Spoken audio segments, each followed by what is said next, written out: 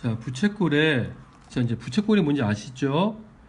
자, 두 개의 반지름과 호로 만들어진 도형인데, 그때 호가 얼마인지, 넓이가 얼마인지 나오는데, 자, 일단 먼저 기억할 건, 이거는 암기하셔야 돼요.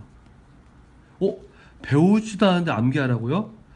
자, 어차피 외우게 될 거고요. 미리 얘기 들어가 여러분 신경 써서 보란 얘기예요. 자, 그러면 여기 쭉 보니까 이러는데요. 자, 결론적으로, 원의 둘레의 길이와 원의 넓이를 이용해서 뭘 구한다? 부채꼴을 구하겠죠.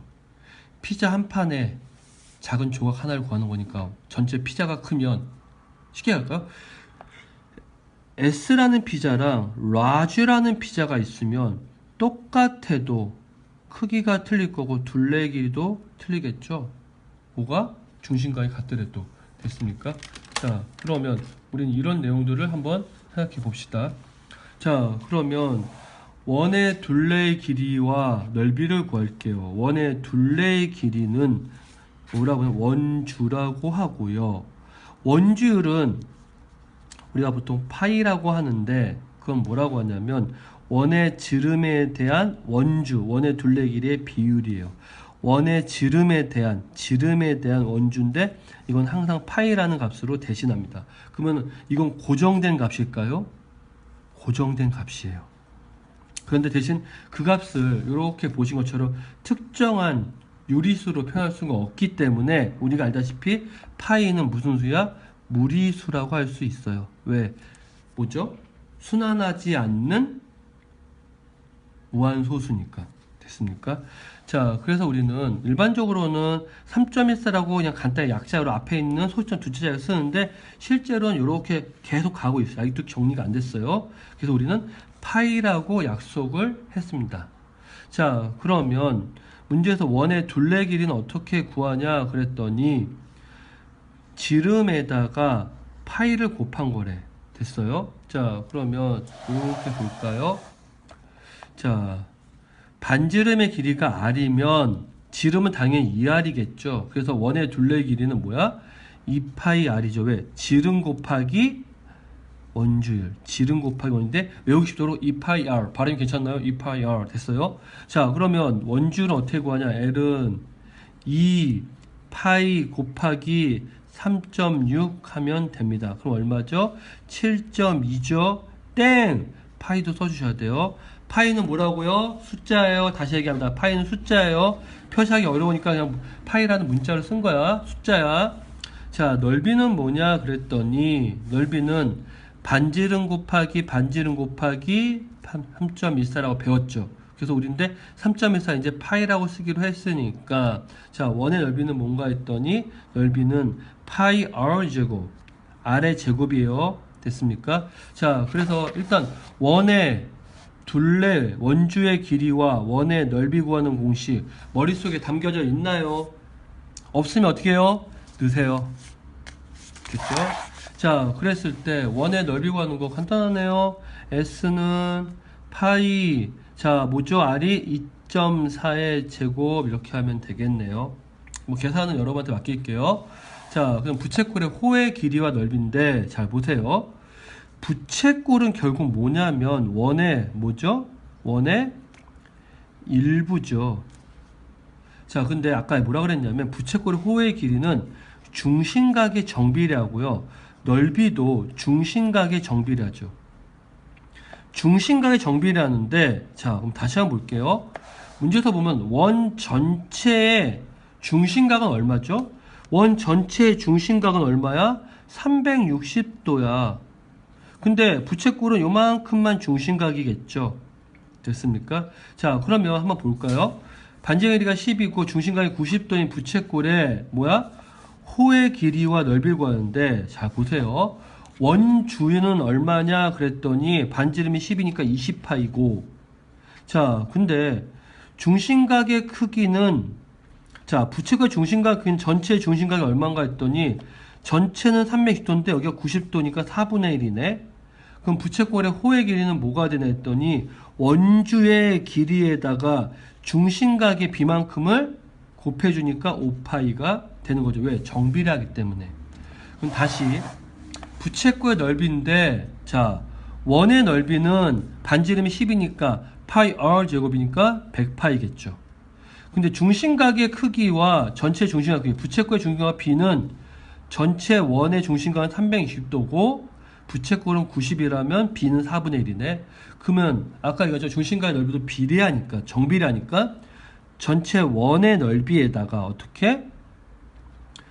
중심각의 b를 곱해주니까 25파이가 되겠네요. 자, 그러면 L을 구할 거예요. 잘 보세요. L은 원주의 길이는 얼마라고요? 반지름이 R이니까 2파이 R이에요. 그런데 전체 원의 중심각은 360도고 부채꼴의 중심각은 X도 이렇게 쓰는 거고요. 왜? 정비례가 S는 자, 원 전체의 넓이는 얼마죠? 파이 R 제곱이에요. 그런데 원의 중심각은 얼마고? 360도고 부채꼴의 중심각은 X도야. 끝. 이게 결국 우리가 원의 호라고 하죠. 호. 그리고 원의 넓이를 구하는 공식입니다. 일단 기억해 두세요. 자, 그래서 우리는 다음같이 이렇게 비례관계를 통해 가지고 식을 만들었네요. 자, 그럼 이제 문제에서 우리는 몇 가지 케이스가 있는데 그 케이스를 볼 텐데 일단 호를 알 때야. 저 호를 알아.